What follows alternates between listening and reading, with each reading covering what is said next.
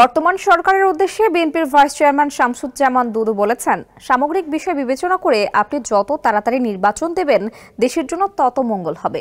বিশৃঙ্খলা থেকে দেশ রক্ষা পাবে এবং আপনাদেরও মানসম্মান থাকবে। বৃহস্পতিবার জাতীয় প্রেস ক্লাবে জাতীয়তাবাদী সাংস্কৃতিক দলের উদ্যোগে আয়োজিত এক আলোচনা সভায় তিনি এসব কথা বলেন। দুদু বলেন, মানুষ 16 বছর ভোট দিতে পারেনি। 5 আগস্ট হাসিনার পতনের পর মানুষ স্বপ্ন দেখেছে, এবার ভোট দেওয়ার দিনটা এসেছে। বিএনপি 16-17 বছর ধরে নিরলসভাবে কাজ করে গেছে।